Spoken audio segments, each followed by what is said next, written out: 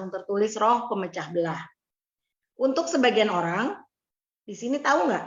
Ada yang pernah belajar pelajaran sejarah, terus dengar kata divide et impera. Iya, Ibu Sri, saya kangen sekali Dokter Sri ini tidak ketemu dengan saya di HNP yang ketiga. Oke, continue. Jadi divide et impera ini untuk kita-kita yang belajar sejarah, kita pasti tahu. Tapi ternyata untuk angkatan yang sekarang itu nggak semua tahu. Ibu Yuli tahu nggak divide et impera? Jadi itu adalah politik yang dipakai Belanda sehingga bisa menjajah kita. Nah, menurut Kompas secara harafiah, divide et impera dapat diartikan sebagai pecah dan berkuasa. Strategi ini dipopulerkan oleh Julius Caesar dalam upayanya membangun kekaisaran Romawi. Jadi ini udah dari zaman dulu. Caranya adalah dengan menimbulkan perpecahan di suatu wilayah sehingga mudah untuk dikuasai. Dalam konteks lain, divide et impera ini berarti mencegah kelompok-kelompok kecil untuk bersatu menjadi sebuah kelompok besar yang lebih kuat. Dan politik adu domba ini menjadi strategi Belanda sehingga Belanda itu mampu menjajah Indonesia 3,5 abad, bayangkan. 350 tahun. Wow. Itu sebuah bentuk strategi yang sukses ya tentunya. Hasil nyata dari strategi ini ya dia bisa memerintah menguasai kita 350 tahun, mengambil semua hasil bumi, belum lagi adanya kerja paksa, akibat lain misalnya pendidikan yang kurang, banyak yang buta huruf ya, kemudian kemiskinan, tingkat kemiskinan yang rendah, akhirnya orang susah hidup ya. Kemudian pengaruh-pengaruh bahasa yang ada juga di dalam itu hal-hal yang positif bisa ya, kemudian dalam budaya yang pasti itu akan membawa kesengsaraan. Nah, di dalam Alkitab itu ditulis di dalam Galatia 5 ayat 20, kita bisa baca dari ayat 19 bahwa roh pemecah belah itu juga merupakan bagian dari perbuatan daging. Ayo kita lihat perbuatan daging telah nyata. Galatia 5 ayat 20, tapi kita baca dulu dari ayat 19. Perbuatan daging, ini ada ya multimedia ya.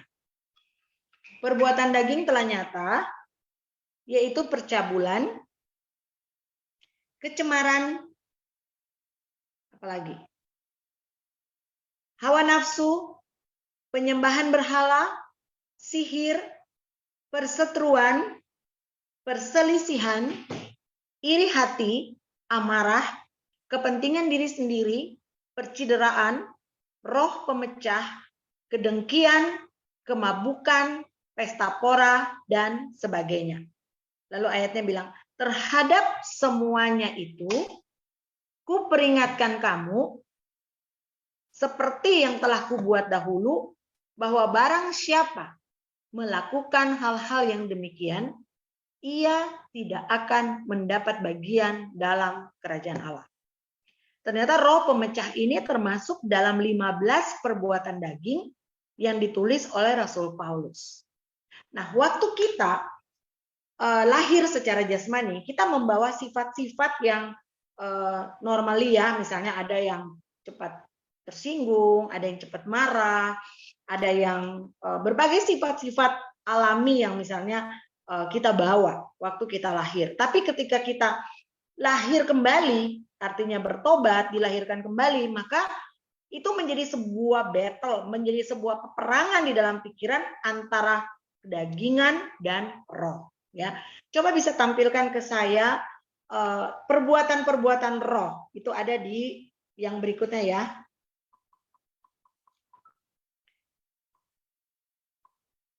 Di dalam, ya, oke. Sebentar.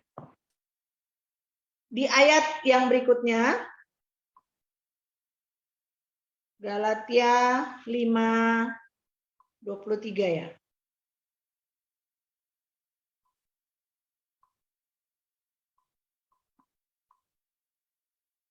Ayat 22. Tetapi buah roh ialah kasih, Sukacita, damai sejahtera, ada 9, kesabaran, kemurahan, kebaikan, kesetiaan, kelemah lembutan, penguasaan diri. Kemudian dikatakan tidak ada hukum yang menentang hal-hal itu. Maka ini menjadi sebuah peperangan antara keinginan daging dan keinginan roh. Dan Rasul Paulus menulis dengan sangat jelas bahwa semua perbuatan yang dalam daging itu tidak akan mendapat bagian dalam kerajaan Allah. Dan ini menjadi sesuatu yang penting kita bicarakan malam ini, karena ternyata Bapak Ibu, roh pemecah jangan pernah nyalain iblis, karena itu adalah keputusan kita sendiri. Katakan keputusan kita sendiri. Jadi ada orang-orang yang memang dia lahir dengan sifat-sifat bawaan, tapi ketika dia mulai hidup baru, dia dilahirkan kembali, maka harusnya perbuatan-perbuatan itu akan dengan sendirinya terkoreksi. Makanya dibuat perbandingan antara jasmani atau perbuatan daging dan perbuatan roh. Jadi kalau ada yang punya kecenderungan seperti ini, maka jangan salahkan iblis, karena ini adalah keputusan kita. Dasar yang akhirnya menyebabkan seseorang itu punya roh pemecah apa sih? Ada banyak alasan, ya. Karena adanya kepentingan. Misalnya, dia tidak mau melihat, misalnya Belanda ya, dia tidak mau melihat kekuatan, bayangkan kalau Indonesia bersatu, finally-nya kan bersatu, ya. Tapi ketika bersatu, maka dia punya kekuatan untuk melawan musuh. Makanya kita perlu melawan divide et impera ini dengan bersatu kita teguh, bercerai kita runtuh.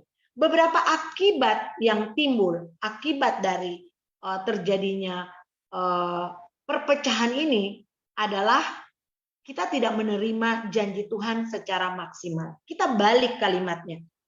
Yang pertama kita harus ingat bahwa roh pemecah ini itu adalah bentuk dari pilihan yang kita buat. Jadi jangan Bapak Ibu salahkan iblis. Ya, itu adalah kebiasaan atau sifat kita. Nah, kita lihat sebentar, apa sih arti roh? Kalau menurut KBBI dikatakan bahwa, sebentar ya Bapak Ibu. Menurut KBBI, roh itu dikatakan sebagai sesuatu yang ada dalam jasad yang diciptakan Tuhan sebagai penyebab adanya hidup. Jadi ada kehidupan atau ada nyawa. Jika sudah kemudian yang kedua makhluk hidup yang tidak berjasad. Yang ketiga ada semangat. Nah, kita mungkin lebih lihat ke yang semangat ya. Ada spirit, ada kedamaian bagi seluruh seluruh agama ya. Kita lihat roh dalam pengertian semangat ya. Kemudian pemecah. Pemecah itu sendiri kalau menurut KBBI itu bisa disebut sebagai alat. Ya. Kemudian misalnya buat memecahin batu ya. Kemudian juga yang dipakai untuk mencapai maksud. Jadi ada pelaksanaan keluarga berencana, contoh ya, itu adalah rencana untuk terjadinya menurunkan angka kelahiran. Nah, itu contoh ya.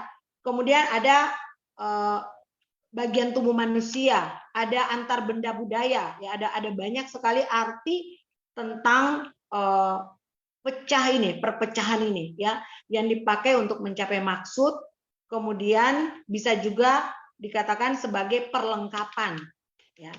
Nah, tapi kalau kita lihat kata dasarnya yaitu pecah, maka saya cuma mau lihat di situ ada yang namanya orang ya, orang yang bisa melakukan terjadinya perpecahan itu. Jadi kalau bicara roh pemecah, maka saya akan lihat pertama orang yang melakukan perpecahan itu dan semangat untuk melakukan perpecahan itu. Nah, dan ternyata Bapak Ibu, kita perlu berhati-hati karena itu semua adalah akibat dari keputusan kita. Kita mau menjadi orang yang seperti apa? Kita mau memutuskan yang seperti apa? Jadi jangan pernah berpikir bahwa perpecahan itu karena sebuah kuasa iblis, itu dari kita. Kita mau memilihnya seperti apa. Dan itu sangat bahaya. beberapa hal yang kita harus kejar kebalikan dari perpecahan itu adalah satu. Dengan kita menjadi satu, itu sebenarnya adalah tujuannya Tuhan Yesus. Buka dengan saya di dalam Yohanes 17 ayat 11. Ini adalah doa Tuhan Yesus, dan aku bisa ditampilkan ya. Dan aku tidak ada lagi di dalam dunia, tetapi mereka, maksudnya kita, murid-muridnya, masih ada di dalam dunia. Dan aku datang kepadamu, ya Bapa yang kudus. Peliharalah mereka dalam namamu, yaitu namamu yang telah engkau berikan kepadaku, supaya kalimatnya apa? Mereka menjadi satu sama seperti kita. Jadi kerinduan Tuhan untuk membuat kita menjadi satu, itu kerinduan Tuhan. Amin. Itu kerinduan Tuhan. Yang ingin kita pecah belah itu pasti dari si jahat, ya. Dan ayat 20 sampai 23. Dan bukan untuk mereka ini saja aku berdoa, tetapi juga untuk orang-orang yang percaya kepadaku oleh pemberitaan mereka, supaya mereka semua menjadi satu, sama seperti engkau ya Bapa di dalam aku dan aku di dalam engkau, agar mereka juga di dalam kita, supaya dunia percaya bahwa engkaulah yang telah mengutus aku. Kemudian, dan aku telah memberikan kepada mereka, masih di dalam doa Yesus, kemuliaan yang engkau berikan kepadaku, supaya mereka menjadi satu, sama seperti kita adalah satu. Diulangi lagi, aku di dalam mereka dan engkau di dalam aku, supaya mereka sempurna menjadi satu, agar dunia tahu bahwa engkau yang telah mengutus aku dan bahwa engkau mengasihi mereka sama seperti engkau mengasihi aku. Bapak Ibu, kenapa kita harus bersatu? Karena itu adalah kerinduan Tuhan. Karena itu adalah keinginan Tuhan. Dia membawanya di dalam doa. Dia menunjukkannya selama hidupnya. Menjadi role model. Makanya kita harus menjadi satu. Amin. Ketika ada persatuan, semua orang diuntungkan. Kita bersama-sama dapat melakukan lebih banyak daripada kalau kita melakukan sendiri. Betul ya? Tuhan juga menciptakan kita untuk hidup bersatu dengan orang lain. Makanya dikatakan bahwa kita ini tidak hanya mengasihi Tuhan, tapi kita juga perlu mengasihi sesama. Ada banyak firman yang menunjukkan bahwa Tuhan sangat ingin untuk kita hidup bersama.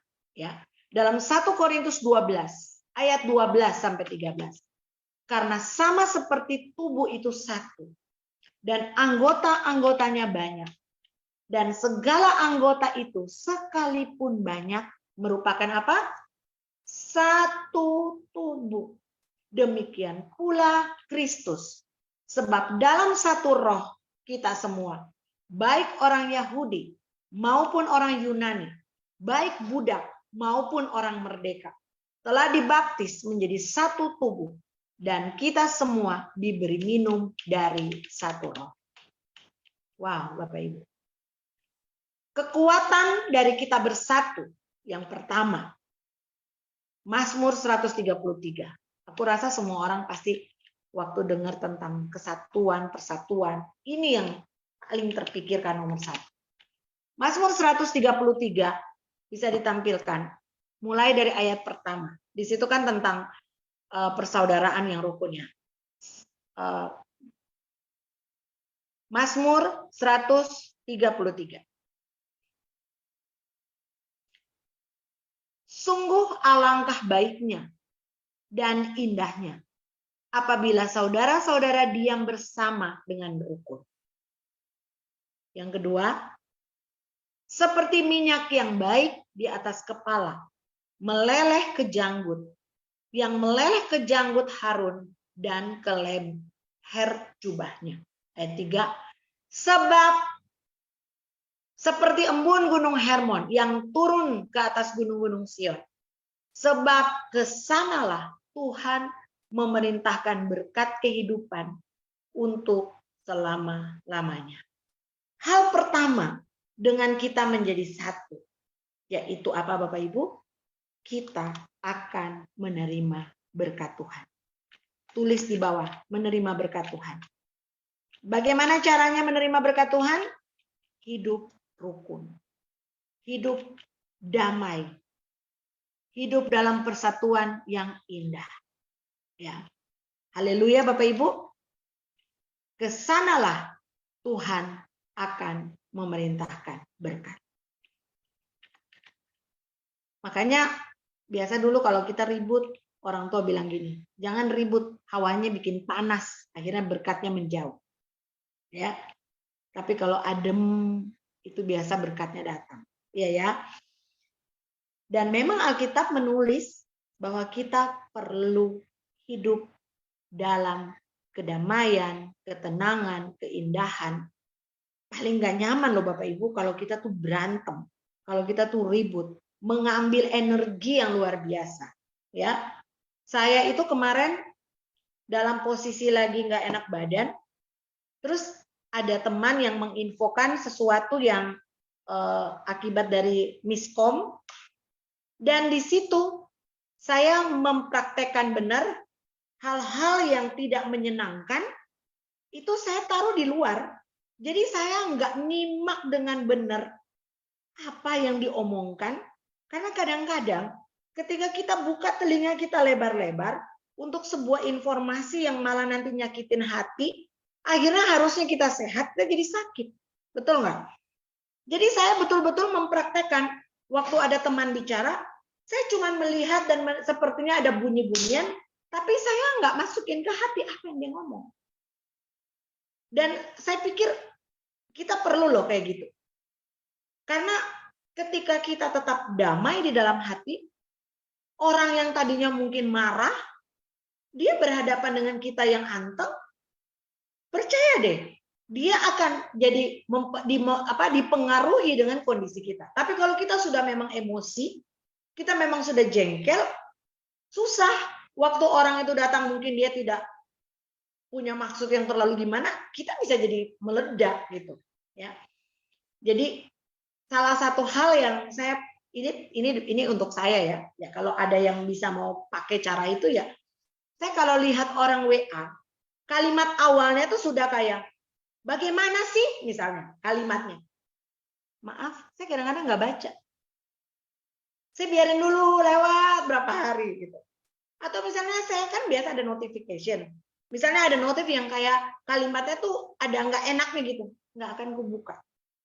Karena itu apalagi kalau lagi banyak pikiran. Makanya saya sudah tidak mau hidup saya itu HP itu menjadi apa ya?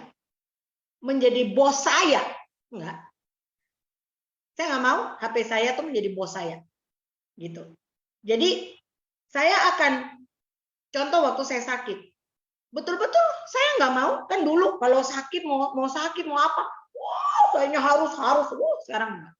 HP-nya di mana? Kalau lagi charge, matikan benar, charge lah di sana. Gitu. Karena akhirnya memang kita harus akhirnya saya berpikir gini, hidup ini memang kita yang menjadi apa? Penentunya. Makanya hari ini kita bicara tentang roh pemecah, itu kita yang menjadi penentunya. Kita ada di tipikal yang mana?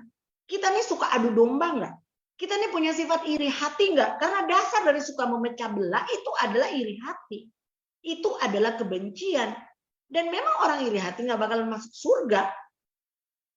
Setuju ya? Alkitab kan bilang dengan jelas tadi. Termasuk roh pemecah ini. Bagaimana memecah keluarga. Jadi kadang-kadang mungkin hal-hal kecil. Ketika kita tidak merespon, kita bisa jadi pembawa damai buat orang. Amin. Kita perlu minta Tuhan untuk punya hikmat ini. Ya. Kemudian hal yang kedua di dalam persatuan, di dalam kita menjadi satu, ternyata itu ada kekuatan. Bapak Ibu setuju ya?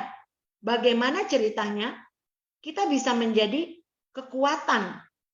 Makanya dibilang dalam 1 Korintus tadi, kita anggota tapi banyak. Kita nggak bisa bilang jari lebih penting dari tangan atau kepala. Semua punya fungsi masing-masing dan itu adalah kekuatan kita. Dengan persatuan, kita nggak bisa bilang, ini aku udah paling benar. Ajaranku yang paling benar.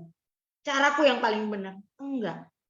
Kita perlu loh, karena kadang-kadang sekarang ini kalau kita lihat, ini sesuatu apa ya, mau dibilang fenomena, semua ingin tampil ya dengan semua aplikasi. Saya termasuk ya, misalnya kayak TikTok ya, tapi itu juga jadi sarana menyimpan file gitu ya.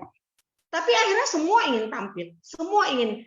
Nah, masalahnya itu kadang-kadang jadi akhirnya takutnya, akhirnya kita ngerasa kita nih yang paling benar, lebih baik dari yang lain. Itu yang menjadi masalah. Tapi ketika kita tahu bahwa saya tidak akan sempurna tanpa dia.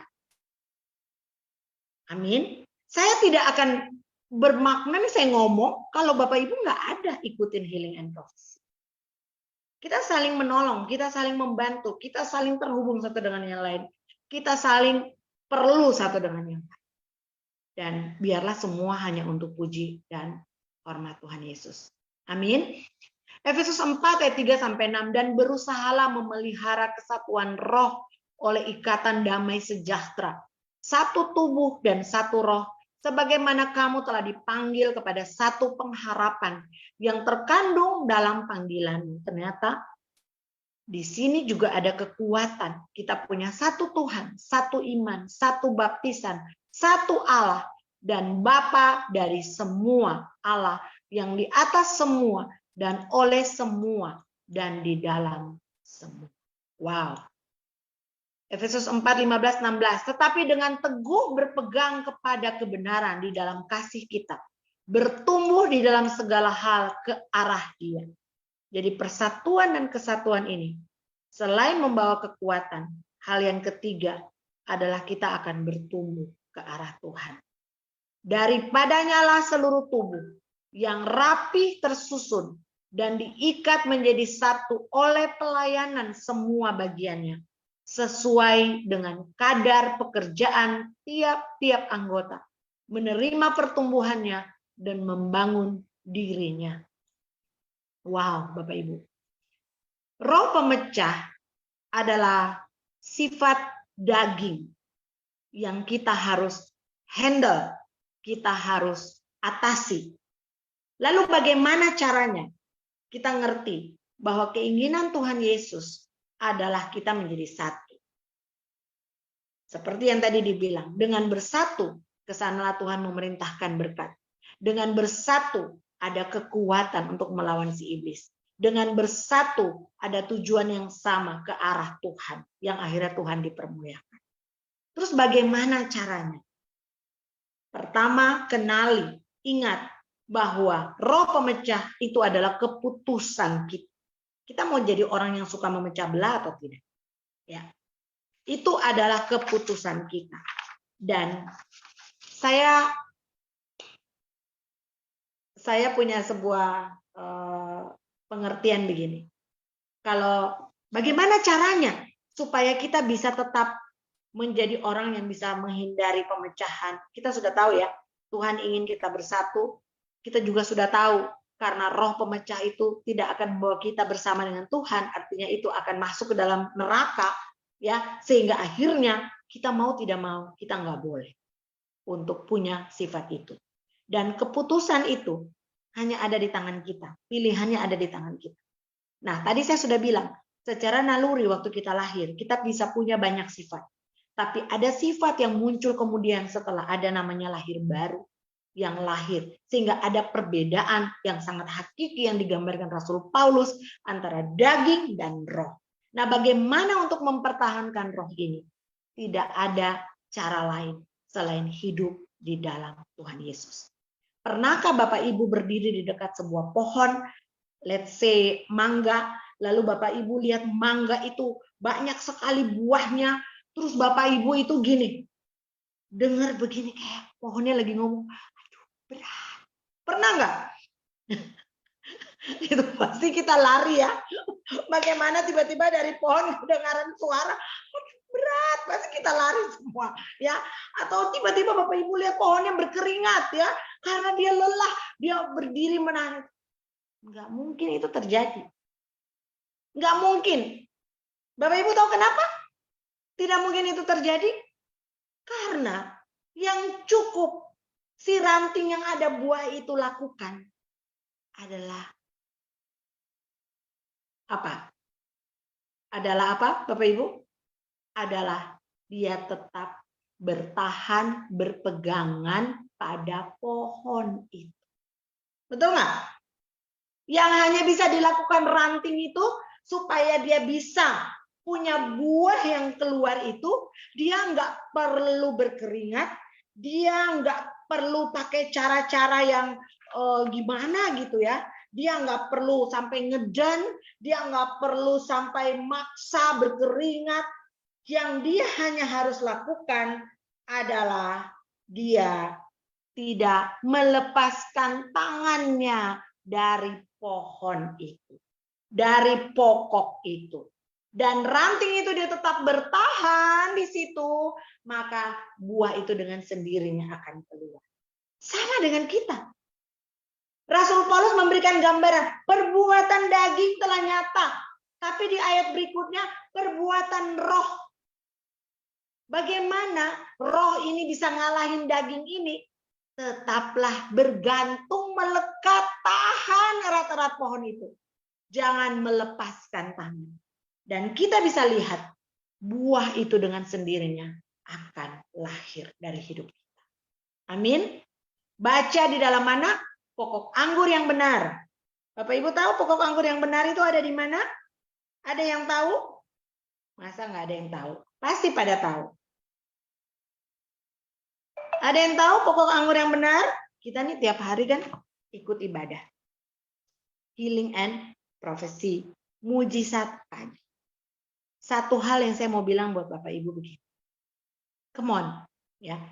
Ini juga salah satu bicara tentang persatuan itu adalah kita perlu bersatu, beribadah, ya, satu dengan yang lain, tetap terjaga, tetap saling korek, tetap saling terhubung, ya. Dan itu yang akan membuat kita kuat. Itu yang akan membuat kita kuat. Janganlah engkau menjauhkan diri dari pertemuan-pertemuan ibadah seperti ini. Amin. Karena ada satu saat kita udah nggak bisa ibadah bareng. Makanya berapa kali selalu saya ingat bagaimana supaya kita ini menjadi dewasa, Bapak Ibu. Ya, kita perlu menjadi dewasa di dalam Tuhan. Dan orang dewasa adalah orang yang tidak hanya sekedar mendengar firman untuk sedap-sedapan telinga, tapi dia harus menghidupinya. Ya, terima kasih. Yohanes 15 dibilang, akulah pokok anggur yang benar dan Bapakkulah pengusaha. Kemudian dilanjutkan dengan apa? Setiap ranting tidak akan berbuah dipotong, setiap ranting yang berbuah dibersihkan supaya lebih banyak buah. Makanya kenapa orang Kristen yang sungguh-sungguh dekat Tuhan masih ada masalah, itu lagi dibersihkan supaya bisa lebih banyak berbuah. Next. Kamu memang sudah bersih karena firman yang telah kukatakan kepadamu. Kita udah bersih. Kemudian dikatakan ayat 4, tinggallah di dalam aku dan aku di dalam kamu. Itu yang tadi saya bilang. Kita nggak perlu macem-macem. Ketika naluri kita sebagai manusia jasmani, perbuatan daging. Tapi ketika kita masuk menjadi satu dengan Tuhan, Tuhan di dalam aku di dalam Tuhan. Yang kita hanya lakukan adalah tinggal di dalam Tuhan. Bertahan di dalam Tuhan. Pegang Tuhan dengan keras. Amin. Tetap terkoneksi. Maka buah secara alamiah itu akan dihasilkan. Jikalau kamu tidak tinggal dalam aku, demikian juga kamu tidak berbuah, ya. Itu tadi. Kemudian ini kan ayatnya sampai 8. Ayat 5, akulah pokok anggur, kamulah ranting-ranting, barang siapa tinggal di dalam aku di dalam dia. Ia berbuat banyak, sebab di luar aku kamu tidak dapat berbuat apa. Saya mengambil ayat ini menjadi ayat terakhir, ayat kunci kita. Karena saya mau bilang buat Bapak Ibu, ingat ya, dari 15 perbuatan daging, roh pemecah itu ada di urutan ke-12. Dan perbuatan daging itu tidak mendapat bagian dalam kerajaan Allah. Ya. Bagaimana dari daging ini dia bisa lari ke roh ini yang dihasilkan? Maka inilah jawabannya. Kita harus hidup di dalam pokok anggur. Kita harus tinggal bertahan menahan untuk tetap terkoneksi dengan sang pokok anggur itu. Dan tanpa kita sadari, perbuatan-perbuatan bisa ditampilkan Galatia. Kasih, 9 buah roh, sukacita. Galatia tadi tolong 5:21, 22-23, kasih, sukacita, damai sejahtera, kesabaran, kemurahan, kebaikan, kesetiaan, kelemah lembutan, penguasaan. Lahir dari mana? Lahir dari hasil tinggal di dalam Tuhan. Lahir dari hasil tetap tahan pohon itu. Lahir dari hasil tetap terkoneksi dengan pohon itu. Dengan sendirinya. Ih, aku sekarang jadi gini ya. Aku sekarang jadi gini ya. Dengan sendiri. Mari kita cek diri kita. Apakah setiap hari-hari hidup ini ada perubahan yang kita kan kadang-kadang bilang begini, yang penting Tuhan. Tidak bisa. Harus orang di sekitar kita. Yang pertama Bapak Ibu, kalau Bapak Ibu mulai bertumbuh, orang sekitar akan melihat. Pasti. Amin. Tidak mungkin saudara bertumbuh tanpa orang sekitar tahu. Pasti orang sekitar akan melihat. Yang kedua, tanpa sadar, Anda mulai dibawa ke sebuah titik yang sudah tidak hidup untuk diri sendiri. Sudah mulai aware dengan sekitar. Sudah mulai berpikir bagaimana supaya saya bisa menjadi berkat. Dan yang ketiga, ini yang Tuhan mau. Kita harus menjadi saksi Kristus. Kehidupan kita, cerita hidup kita harus menjadi saksi Kristus. Kapan saya itu terakhir menjadi roh pemecah? Saya sudah lupa. Oh, berarti ada perubahan. Kapan saya menjadi orang yang pemarah? Oh, sudah lupa. Berarti sudah lama dia tidak melakukan itu. Itu paling tidak bisa menjadi sesuatu barometer yang kita bisa mikir sendiri. Karena kalau kita hidup tanpa kita sendiri mulai mikir, ada sesuatu dari diri kita yang berubah. Mungkin kita sedang ada di yang namanya kematian tanpa kita sadari. Makanya tadi saya bilang, perbuatan daging, perbuatan roh. Ini bisa berubah menjadi ini karena ada yang tadi. Tinggal tetap di pokok anggur. Tertanam tetap di pokok anggur. Terkoneksi tetap di pokok anggur. Dan tanpa sadar, kita mulai berubah sedikit demi sedikit. Amin Bapak Ibu? Amin Bapak Ibu? Kalau Belanda bisa mengalahkan Indonesia dengan politik itu, tapi akhirnya kita memenangkan. Dengan bersatu kita teguh, bercerai kita runtuh. Ya, makanya mulai ada Sumpah Pemuda. Kesadaran itu mulai muncul, ya. Kemudian akhirnya Soekarno bisa mendeklarasikan sampai akhirnya memproklamirkan kemerdekaan. Seperti Tuhan Yesus bilang, kerajaan itu nggak mungkin terpecah-pecah, dia akan lemah. Maka kita perlu menjadi satu. Beberapa alasan tadi saya sudah bilang. Yang pasti Tuhan ingin untuk kita bersatu. Yang pasti orang yang tidak ingin bersatu, yang punya roh pemecah itu tidak akan ada di kerajaan Allah. Yang pasti dengan bersatu kita akan ada berkat, kesanalah Tuhan memerintahkan.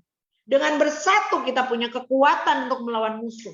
Dengan bersatu kita bisa mempermuliakan Tuhan, kita punya arah tujuan yang sama kepada Tuhan.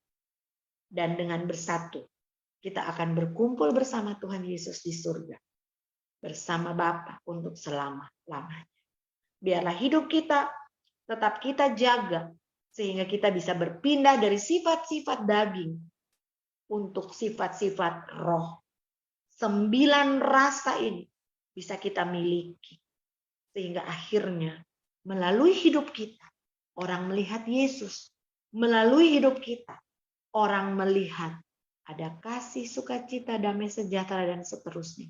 Dan melalui hidup kita, nama Tuhan dipermuliakan. Terima kasih. Tuhan Yesus memberkati kita semua. Selamat malam.